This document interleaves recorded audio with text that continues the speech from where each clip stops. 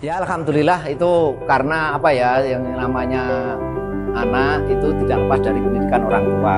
Kamu cari makan, kamu cari kerja, cari duit untuk nafkah hidup itu yang halalan thayyiban. Kalau harta itu seberapa pun kurang, apalagi yang namanya sholat itu kan harus.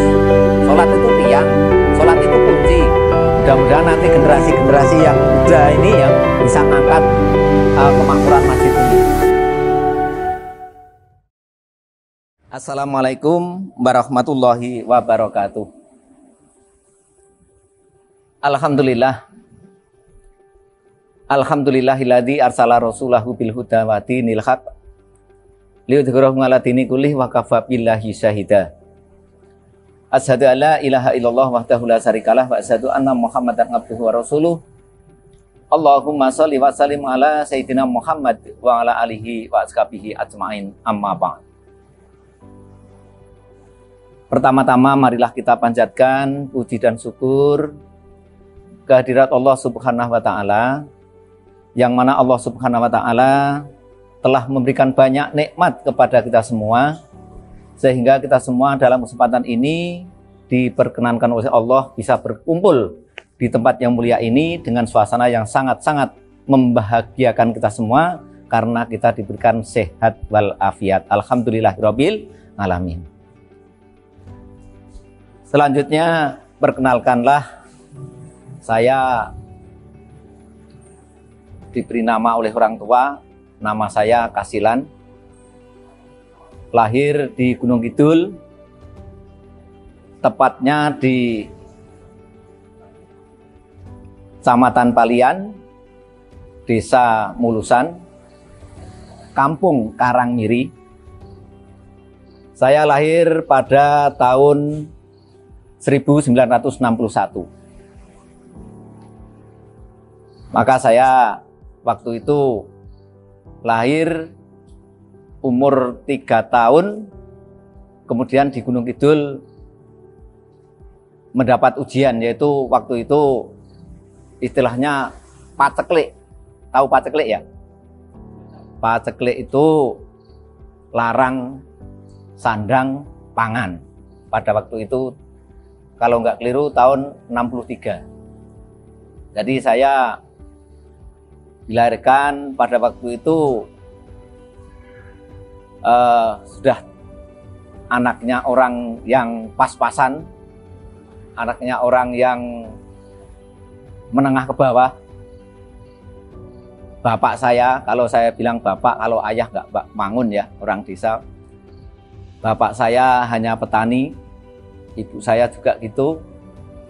Saya sendiri 5 bersaudara, saya nomor 1. Jadi pada waktu itu katanya orang tua sudah mencari makan sangat sulit, mencari pekerjaan apalagi. Jadinya saya akhirnya sekolah hanya SD, mau lanjut ke SMP cuman tahu ruangnya saja. Belum ada 1 tahun saya akhirnya tidak meneruskan sekolah karena keadaan yang tidak memungkinkan, karena pada waktu itu terus terang saja orang tua tidak bisa membiayai waktu itu. Maka dari itu saya tahun 77 saya berniat mencari kerjaan di Yogyakarta. Saya dari Gunung Kidul ke Yogyakarta tahun 77. Itu pun kita itu ya dinamakan orang kerja pisah sama orang tua, masih mbok-mboken. Jadi masih selalu ingat sama orang tua, ingat sama simbok. Jadi saya cuman betah kira-kira 4 bulan atau 5 bulan, saya pulang. Akhirnya saya kerja di Gunung Kidul, yaitu kerja serabutan, petani. Jadi apa? Pokoknya apa-apa sudah saya alami. Yang namanya orang tidak punya itu pokoknya yang penting bisa makan gitu. Lalu berhubung saya tidak sekolah, yang saya tekuni hanya ke masjid, ke tempatnya pondoknya simbah, tapi simbah sepupu atau apa ya. Jadi saya tidurnya di masjid, apa-apa di masjid, sambil istilahnya itu cari ilmu, ngaji. Itu. Lalu kira-kira tahun 78-79 saya ke Jogja lagi. Alhamdulillah saya mendapat kerjaan, yaitu jadi kernet angkutan kota, Kol Kampus. Pada waktu itu tahun 76 berdirinya Kol Kampus Yogyakarta, itu di UGM. Lalu tahun 79 itu saya sudah mulai nyupir Kol Kampusnya itu, tapi saya sudah suka-sukanya nyupir. Lalu trayeknya Kol Kampus itu dipindah keluarnya bis kota tahun 79. Waktu itu terminal masih di Sopeng, kemudian pindah di THR itu tahun 79. 79 itu trayeknya mobil yang saya pegang untuk trayek itu trayeknya pindah ke bis. Jadi juragan saya ambil bis kota. Lalu saya jadi kondektur bis itu. Pada waktu itu tahun 79 sampai tahun 82 saya mulai nyupir bisnya itu. Nyupir bisnya itu pada waktu itu saya punya motor pitung. Itu saya jual laku 400 berapa saya untuk bikin SIM B umum. Jadi terus saya 82 saya bisa nyopir, terminalnya pindah di Umbul Harjo, lalu sampai di Umbul Harjo itu akhirnya pindah di Giwangan itu tahun 91, itu pas Perang Teluk. Itu saya mau daftar ke negeri orang, pikir saya mau adu nasib lah, merubah nasib saya. Masa seperti itu sampai dari kecil sudah gimana ya, merasa cari uang sangat sulit karena anaknya nggak punya, orang yang nggak punya. Jadi pokoknya saya mau merubah nasib, bagaimana seperti orang-orang kalau ceritanya katanya bekerja di negara lain, orang lain itu enak, gajinya besar. Akhirnya saya tahun 91 daftar ke Malaysia. Namun saya ditolak karena saya ijazah saya cuma SD. Yang masuk sana Pak Yanto Potong, lalu Mas Parianto Gupir, terus siapa saya dulu saya ini, terus akhirnya saya ditolak, saya nggak bisa masuk ke Malaysia. Akhirnya saya ditanya sama dari Depnaker, punya keahlian apa? Saya sopir. Nah, kebetulan ada lowongan di Arab Saudi, lalu saya mau nggak ke Arab Saudi? Saya siap karena sudah kadung ya, sudah semua komplit. Akhirnya saya dialihkan ke Arab Saudi tahun 91. Kebetulan saya mau masuk, mau berangkat Perang Teluk. Di Arab Saudi Perang Teluk, akhirnya saya diundur. Tidak jadi. Lalu tahun 92 itu haji ya, ada haji. Haji kebetulan di sana ada peristiwa Mina, yang musibah Mina itu tahun 92. Akhirnya setelah reda, akhirnya sudah kondusif, saya 92 mungkin bulan-bulan akhir saya berangkat ke Arab Saudi. Alhamdulillah waktu di Arab Saudi saya mendapat majikan itu, kalau dipisahnya itu keterangannya itu saya di Jeddah. Tahu-tahu setelah di Jeddah saya dijemput sama bos saya itu, juragan saya itu, saya di Mekah. Nah, alhamdulillah saya tahu Mekah, saya kebetulan itu dekat sama Masjid Tan'im. Masjid Tan'im itu kalau misalnya orang yang mau haji itu mikot, ambil niat itu dari Tan'im, Jironah atau Bir Ali. Biasanya gitu, tiga titik itu untuk jamaah haji kalau mau mikot, mau masuk ke haji itu. Lalu saya bertempat tinggal di situ selama 2 tahun. Lalu saya setelah itu ya namanya orang itu nasibnya sendiri-sendiri, ada yang nasibnya bagus, ada yang nasibnya sedang-sedang saja, dan ada yang nasibnya itu jelek. Alhamdulillah nasib saya waktu di negeri orang itu nasib saya sedang-sedang saja. Selanjutnya saya bisa haji tahun 93 saya haji. Kalau dipisah itu kontrak 2 tahun plus dihajikan. Namun bos saya itu dihajikan tapi hanya diberi waktu, bukan dibiayai. Jadi saya biaya sendiri. Ya sendiri.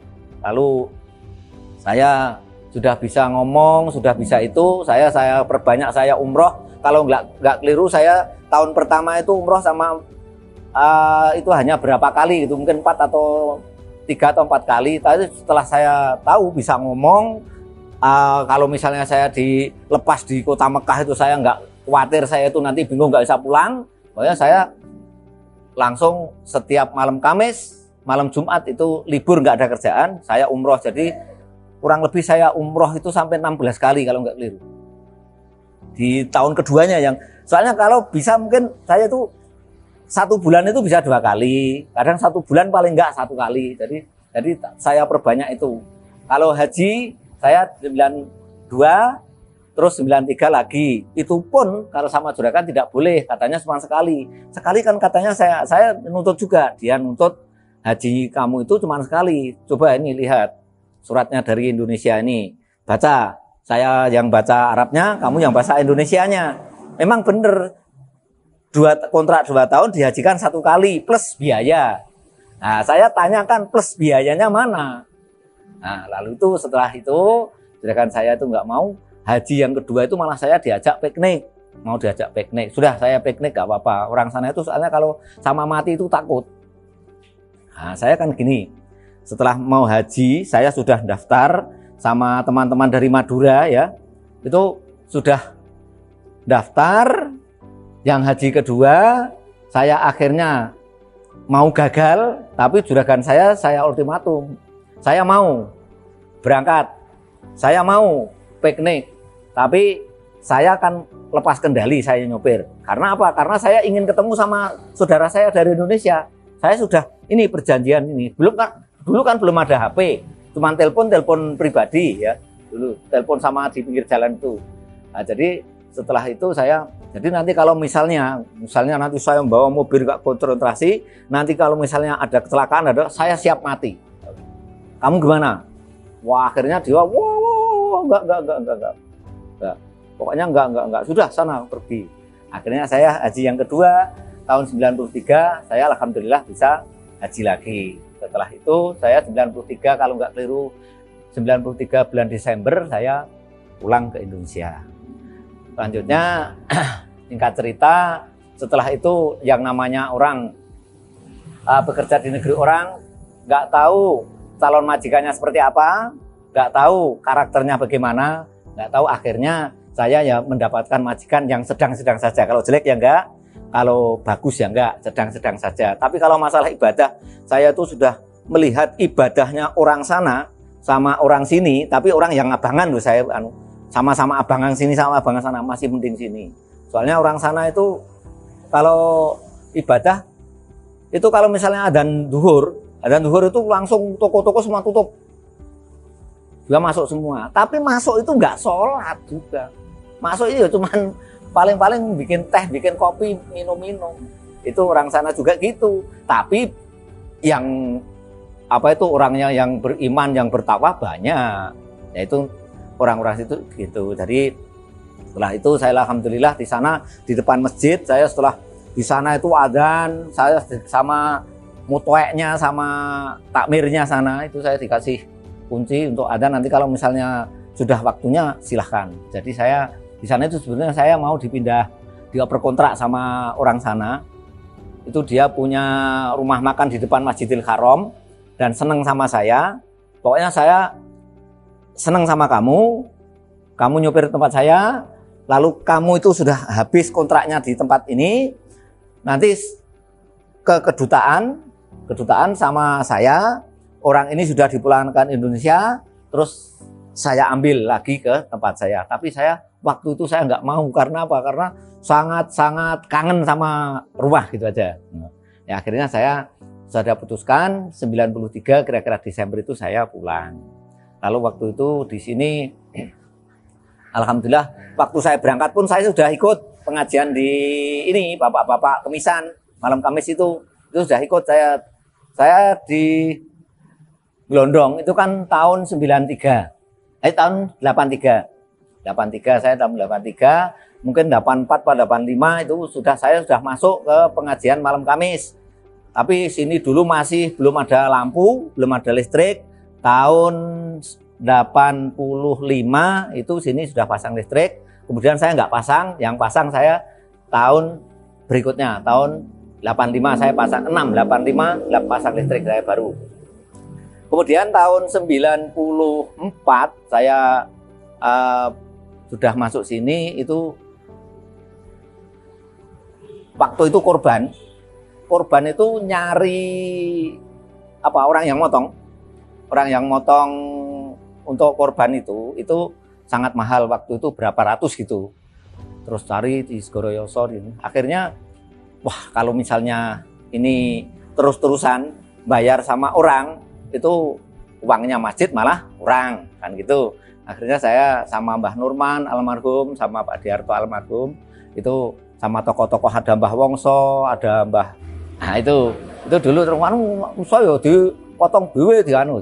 Akhirnya saya putuskan, saya tahun 94 saya udah potong sendiri, Saya yang potong, kamu berani. Alhamdulillah saya sama Pak Tukiman, sama siapa ya itu, Pak No. Saya ke Segoroyoso melihat caranya motong, caranya ngelet, caranya itu. Akhirnya setelah itu berjalan sampai sekarang. Terus waktu itu kaum roisnya itu Bapak Harto, wakilnya Mbah Nurman. Lalu akhirnya saya dimasukkan ketiga. Jadi kalau Mbah Nurman ada dimasukkan rois. Sampai sekarang alhamdulillah. Terus Mbah Harto nggak ada, yang utama Mbah Nurman sudah nggak ada. Terus sekarang saya, terus akhirnya saya Pak Dawam saya masukkan, tapi Pak Sarjono sudah masuk dulu setelah saya, terus Pak Sarjono. Nah terus sekarang si Pak Sarjono belum sembuh, masih keadaan sakit. Jadi saya ini tadi jam 1 aja kumpulan pengajian di kaum rois di Desa Wirokerten itu yang jumlahnya 30 berapa gitu, tapi yang hadir rata-rata 25. Situ saya kelurahan itu bergilir setiap 8 sekali.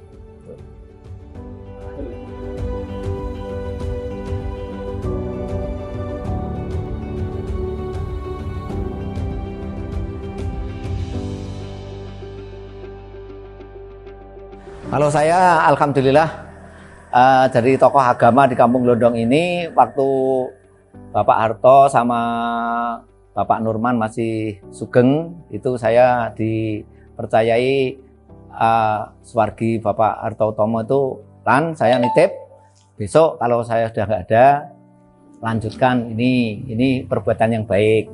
Nah, terus insya Allah Pak D, saya gitu. Sama ini saya ingat sampai sekarang itu, ingat kalau dulu waktu saya masih ketemu sama Mbah Abdul Rahman, bapaknya Pak Ngawaji, sama Mbah siapa bapaknya Pak Sugeng, Mbah Iman Dasmi. Mbah Iman Dasmi itu itu persiapan, masalah si nek manggil Pak Diarto itu siapa itu saya nggak tahu, pokoknya sudah tua, sudah. Terus si Pak Norman ya udah itu persiapan. Oh ya Mbah, insya Allah. Terus saya yaitu dipercayai supaya jadi rois di kampung ini ya. Saya yang nggak minta, tapi alhamdulillah saya dipercayai ya. Alhamdulillah saya siap. Terus soalnya kan ngurus jenazah, ada itu. Dulu waktu saya mau masuk itu kan ada pelatihan. Maka saya mohon untuk adik-adik besok kalau misalnya saya sudah sakit-sakitan ya, itu generasi muda yang handal itu harus siap sedia untuk mengganti. Maksudnya kalau misalnya ada yang ngafani, ada yang ada yang itu paling tidak melihat agar supaya bisa, oh caranya gini. Tuh. Karena biasanya yang paling diandalkan itu ngafani itu Pak Sarjono, motong mori, ada itu, sama si Pak Gunar. Sekarang Pak Sarjono sudah Itu kalau putri itu biasanya Mbak Siwit sama Ibu Ngatira, itu biasanya itu. Jadi yang bandegani itu nanti terus ada yang membantu. Makanya saya mohon nanti kalau misalnya ada bapak-bapak yang ngapani, ada yang motong mori, itu diperhatikan dan disimak agar nanti bisa melanjutkan. Nggak usah pakai yang namanya sekolah sama praktek, itu lebih tepat praktek. Kalau sekolah kan cuma teori, misalnya teorinya ini, nggak tahu prakteknya. Tapi kalau praktek itu langsung bisa. Jadi saya mohon pokoknya ini dilanjutkan perbuatan yang sangat baik.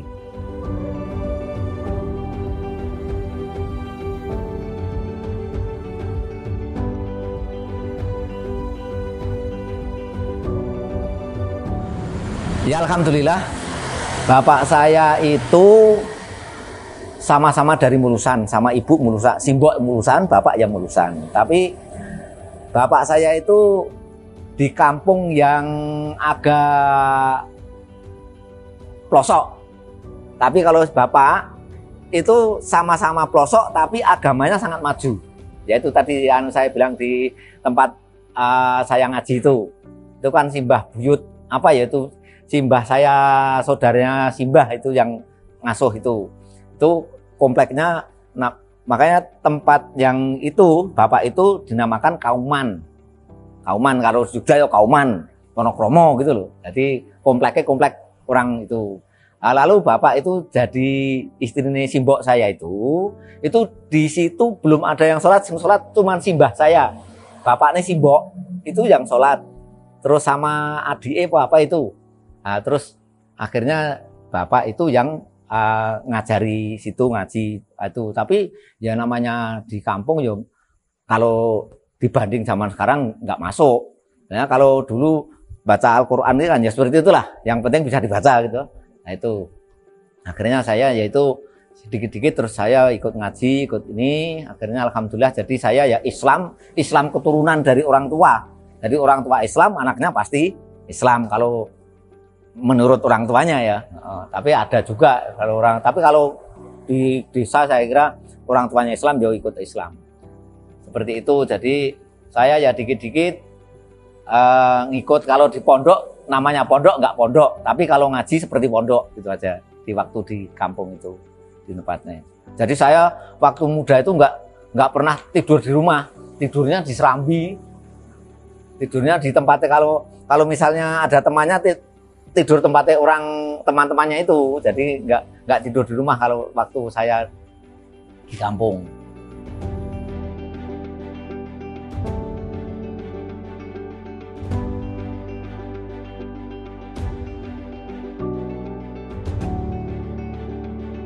Ya alhamdulillah itu karena yang namanya anak itu tidak lepas dari pendidikan orang tua.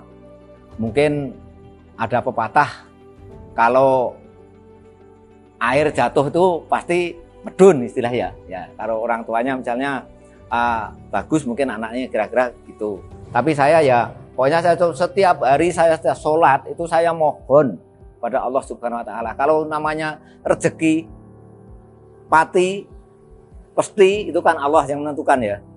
Tapi kalau misalnya mendidik anak itu yang namanya orang tua mempunyai anak itu kan pertama melahirkan itu membesarkan lalu menyekolahkan. Setelah itu nanti kalau sudah saatnya rumah tangga harus mengawinkan, istilahnya itu menikahkan anak.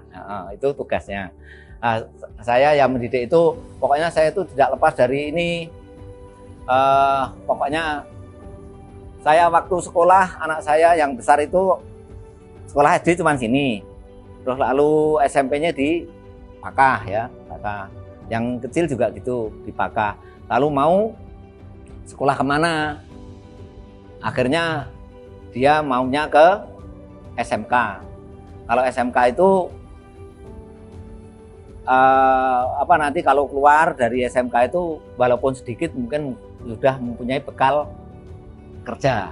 Nah, akhirnya Yang besar itu SMK-nya ambil jurusannya otomotif di SMK 3 Giwangan. Lalu yang kecil si Ainal itu juga di SMK Imogiri, itu juga otomotif. Tapi setelah lulus akhirnya si yang besar itu jadi bengkel dulu di Ahas, di depan terminal apa itu, depan Brimob itu Ahas. Akhirnya keluar terus di bengkel umum. Akhirnya ya pokoknya apa ya, yang penting kamu cari makan, kamu cari kerja, cari duit untuk nafkah hidup, itu yang halalan thayyiban, yang baik, walaupun dapat dikit tapi berkah. Karena apa? Karena kalau misalnya dapat banyak nggak berkah itu tidak bisa, hidupnya tidak tenang. Nah, akhirnya yaitu segala istilahnya itu cari uang itu yang penting halal, yang penting apa saja kerjaan itu nggak masalah. Akhirnya itu situ lihat sendiri kan, waktu anak saya ya jualan endrok, jualan apa, ada balon, ada itu, akhirnya itu. Tapi Allah Subhanahu wa taala yaitu memberikan kesempatan, alhamdulillah pada kemarin waktu ada lowongan dukuh di Kampung Glondong ini, alhamdulillah yaitu bisa masuk di itu, jadi dukuh itu. Alhamdulillah ya, namanya saya mohon pada Allah Subhanahu wa taala setiap saya itu ya tidak tidak apa ya. Soalnya saya itu gimana ya, setiap pagi pada subuh itu saya mengamalkan Waqiah sama Mulek. Itu yang saya tekankan sama istri setiap pagi. Kalau mungkin situ habis subuh lewat ke tempat saya atau mungkin datang ke tempat saya, mungkin saya pas baca itu setiap. Jadi saya itu dikasih amalan sama guru saya, sama kiai saya dulu itu, kalau bisa habis maghrib sama habis isya itu bagus. Tapi saya habis maghrib sama subuh, tapi saya bisa sama subuh. Ya alhamdulillah. Terus untuk mengurangi makan saya itu sudah rutin Senin Kamis. Jadi mohon pada Allah Subhanahu wa taala mudah-mudahan saya itu, walaupun kalau yang namanya harta itu kita mati nggak dibawa. Tapi kalau amal soleh insya Allah itu yang harapan yang kita bawa. Soalnya apa? Kalau harta itu seberapa pun kurang, ya toh. Padahal kalau misalnya yang punya harta itu nggak mungkin nyampe, nggak mungkin dapat. Oh nyatanya saya sampai Arab Saudi akhirnya udah wong arit kok. Ya toh? Nah, sampai Arab Saudi saya itu mau merubah nasib. Kalau Allah itu tidak mengizinkan, Allah tidak meridhoi, mungkin kalau saya itu mungkin jadi orang sukses, mungkin saya nggak tekun ibadah gitu mungkin, ya toh. Jadi alhamdulillah saya hidup di orang yang menengah ke bawah nggak apa-apa, tapi mudah-mudahan diberi kesehatan. Jadi mungkin saya masih hidup, saya bisa makan gitu.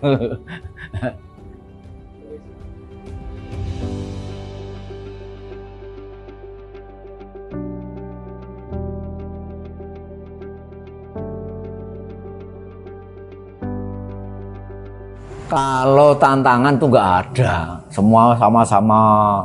Tapi sekarang ibu-ibu ini malam Jumat itu ayo.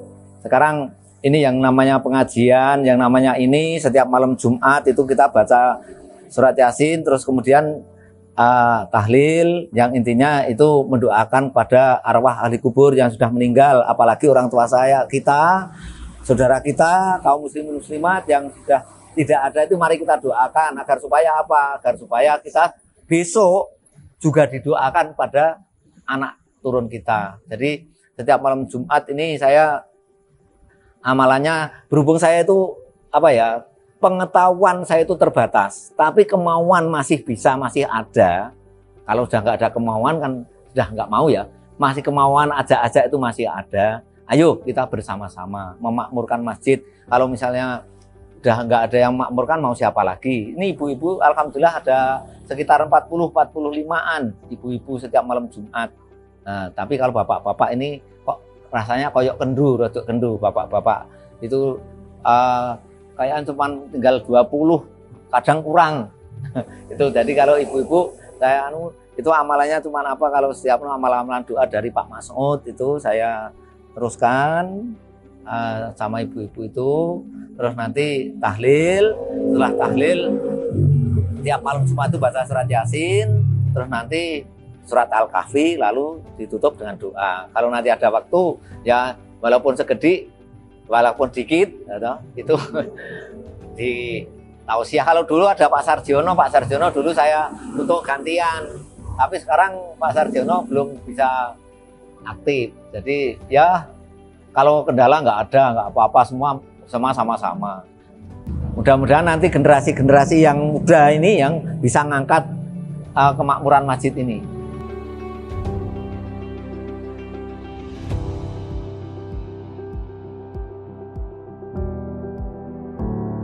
Ya gini, kalau misalnya mau belajar agama, ayo bareng-bareng, apa cari ustadz atau apa-apa. Apalagi dulu saya dengar itu anak-anak muda itu mau mengadakan hadroh, tapi kenapa sampai sekarang kok enggak? Saya nggak tahu, soalnya Pak Dawam komunikasinya bagaimana, katanya dulu sudah mau cari guru, tapi kok sekarang enggak. Ayo, nggak apa-apa, bareng-bareng. Terus nanti kalau misalnya nggak usah maksudnya mau hadroh itu nggak usah ini harus bagus, yang penting itu gayeng, masjidnya regeng. Jadi nggak usah cari sana juara, harus juara, nggak usah. Juara itu nggak nomor 17 aja, yang penting itu bisa jalan. Jadi kalau misalnya sudah sering ke masjid, insya Allah nanti walaupun dia tuh mau hadroh tapi belum sholat, belum mengikuti sholat fardunya, tapi mungkin lama-kelamaan bisa masuk seperti itu. Apalagi kalau misalnya di sini anak-anak muda itu, saya kira waktu kemarin Idul Adha seperti itu ya, ada himbauan tidak merokok, itu saya kira ya wajar-wajar saja lah kalau misalnya himbauan merokok. Kalau merokok itu memang kalau di lingkungan masjid itu memang nggak usah merokok, lebih bagus. Tapi kalau misalnya ya harus ya nggak apa-apa ya, tapi jangan di masjidnya gitu. Jadi jangan sampai seperti itu, himbauan seperti itu terus dimasukkan ke dalam hati, terus wah pokoknya saya nggak mau masjid, nggak mau ke masjid. Masjid itu ibadah, itu kebutuhan kita. Jangan diikut sampaikan seperti itu. Jadi masjid itu yang butuh kita, beribadah itu yang butuh kita. Jadi harus, walaupun bagaimana caranya ya nggak usah setiap hari, setiap sholat fardu masuk, tapi paling enggak sehari itu sekali, mungkin besok bisa 2 kali, mungkin besok bisa 3 kali, dan selanjutnya.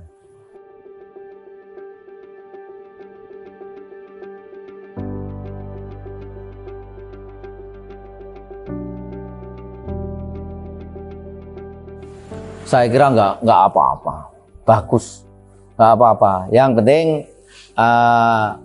orang tua ya menyadari, yang muda ya tahu diri, ya enggak. Jadi tahu diri. Kalau orang tua itu karakternya seperti ini, harus ini, yang muda ya harus tahu. Tapi yang tua ya gitu. Jadi kalau anak muda itu, kalau misalnya ibaratnya pelintang itu ditarik, dilepas, tapi dikembalikan lagi. Jadi ojo dicul-kecul, ojo dikekang. Nek dikekang rada diculke ya bablas.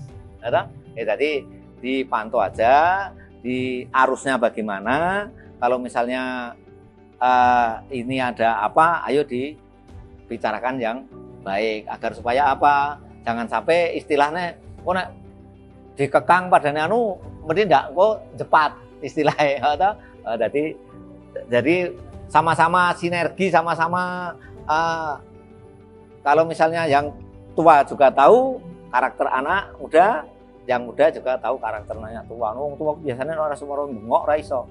Enggak nggih, suara jadi nek suara bengok padahal jane iki ora ning penampane. Nah, itu biasanya gitu. Jadi saya kira nggak usah jadi masalah apa-apa, pokoknya yang jelas itu karakter wong tua ngono. Sing tua karakternya cah enom ngene.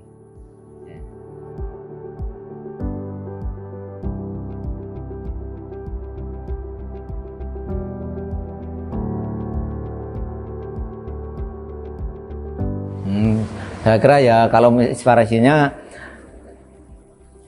anak-anak muda itu kalau misalnya mau belajar agama, terutama di masjid ini, misalnya harus cari ustadz apa gabung sama yang sudah ada.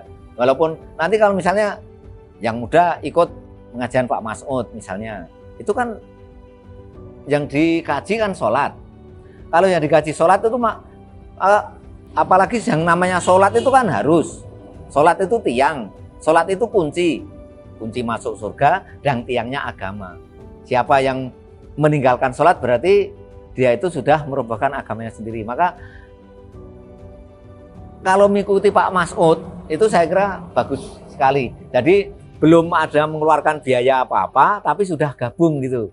Jadi setiap ba'da maghrib itu ikut, itu tidak mengeluarkan biaya, tidak apa, tapi gabung. Setelah itu nanti setelah besar, silahkan misalnya mau gabung apa sendiri, terus nanti cari ustadz yang lebih populer, yang lebih bisa wawasannya ke depan. Tapi pertama kali saya kira ngikut Pak Mas'ud itu juga bagus. Pak Fatur Rahman tuh setiap malam Selasa itu yang dikaji kan tafsir Al-Quran sama tajwid, itu juga bagus.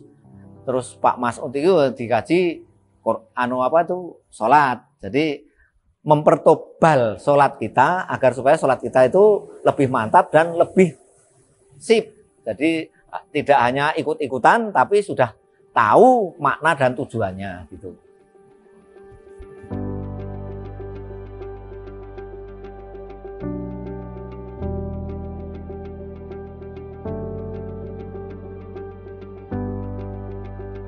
Perbedaannya ya jauh yo. Nah, dulu itu cuman berapa orang, bisa dihitung dulu, tapi sekarang alhamdulillah sekarang itu lebih banyak yang ke masjid daripada yang tidak. Kalau dulu sebaliknya, nah, dulu itu cuma pengajian yang namanya Ramadan sore itu cuma 7 orang. Dulu itu di TPA yang sebelah barat itu cuma Mbah Wongso, Mbah Wito, Mbah Sudi, Mbah Murdi, terus saya sendiri, terus Mbah Harto, Mbah Nurman, itu terus ada yang lain itu siapa itu, tapi sekarang sudah semua udah nggak ada ya. Soalnya Anggre diajak waktu itu, diajak ke masjid, wah ndak darani golek pangan, gitu dulu. Tapi sekarang enggak, sekarang sebaliknya. Kalau misalnya Ramadan kok nggak ke masjid, itu malah nggak ada teman. Nah, jadi kesadaran sekarang beragama itu sudah jauh berbeda, dan anaknya juga pandai-pandai, pinter-pinter, nggak seperti dulu. Nah, dulu cuman misalnya ini Mbah Nurman sama Mbah Harto sama saya sendiri bertiga dulu waktu itu. Kayak saya ya pengetahuannya saya terbatas. Saya itu masalahnya sekarang aja misalnya ada yang lebih pinter, ada yang lebih yang mau, saya itu jadi makmum aja nggak apa-apa. Saya itu lepas saja nggak apa-apa. Nah, itu gitu. Jadi kalau misalnya sudah ada yang pinter-pinter, monggo silahkan. Sekarang sudah ada yang masuk generasi, yaitu Imam Pak Widi. Jatahnya maghrib itu kan saya jadwalnya. Tapi kalau Pak Widi ada, Pak Widi, ayo sekalian untuk ini, untuk belajar dan untuk motivasi biar dia itu rasa pede, mempunyai rasa percaya diri gitu loh. Jadi kalau misalnya jadi imam, oh gini, pokoknya gitu. Nah, besok mudah-mudahan situ-situ ini bisa mengganti.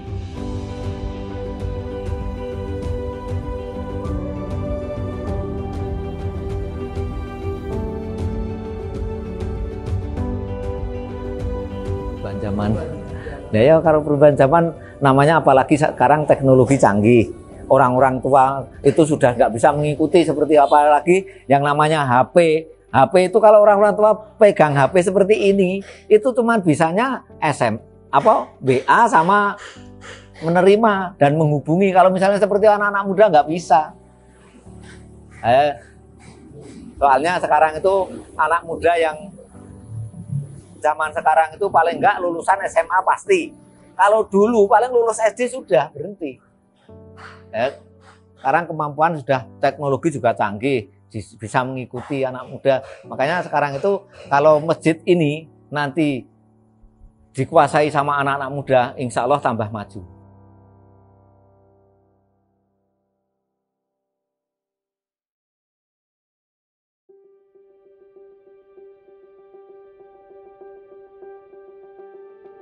Ya kekurangannya itu, kalau saya loh, itu masalahnya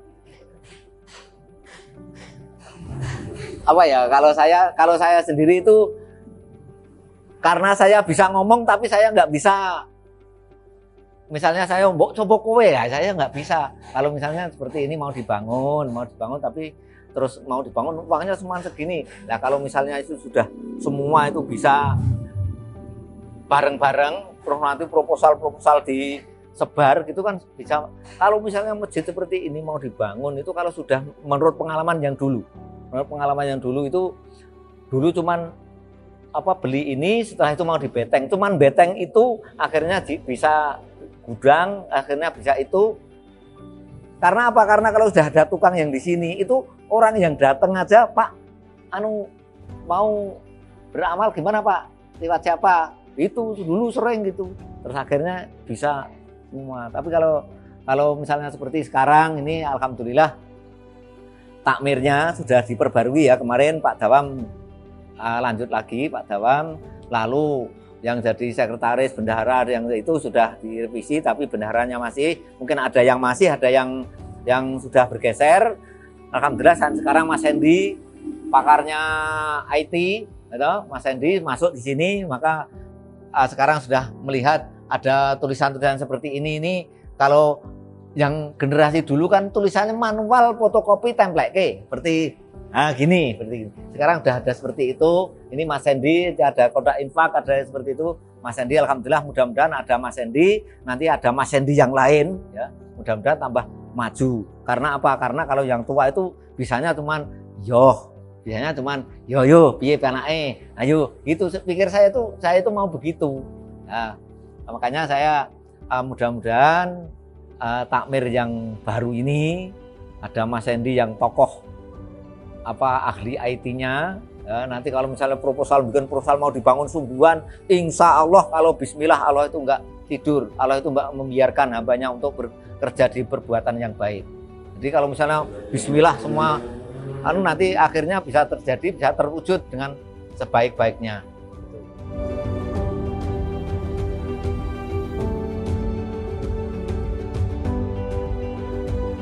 Ya, pesan saya, mari yang penting kita rukun antara pemuda dan orang tua. Jangan sampai ada kotak-kotak, jangan sampai ada istilahnya itu, wah itu wong tua ini, itu wong. Ayo, misalnya ada hajatan, misalnya masjid sini, orang tua mempunyai, misalnya seperti besok itu kan mesti ada ruahan. Ayo, itu kan wong tua itu biasa tradisi. Nah, itu anak muda, ayo bareng-bareng bersama-sama. Nanti misalnya anak muda mau mengadakan ini nuzulul Quran, itu yang dari motornya anak-anak muda, itu orang tua, yuk biayanya kurang piro, ayo ditutup, ayo dianu. Soalnya duitnya dari masjid. Duitnya dari masjid untuk kemakmuran masjid. Itu saya kira kalau yang penting permasalahan yang misalnya kurang kondusif, masalah antar jamaah itu nggak usah dipermasalahkan. Yang penting kita ke masjid itu bukan mencari apa, tapi kita itu berserah diri kepada Allah Subhanahu wa Ta'ala. Dan kita selalu mohon, setiap saya itu berbicara itu, setiap saya mendoakan itu, mudah-mudahan anak turun kita, anak cucu kita jadi anak yang qurrata ayun, yang selalu menyenangkan pada orang tua, bakti kepada Allah dan kedua orang tua, dan berguna bagi nusa, bangsa, dan negara. Itu pasti saya sampaikan. Itu harapan gitu.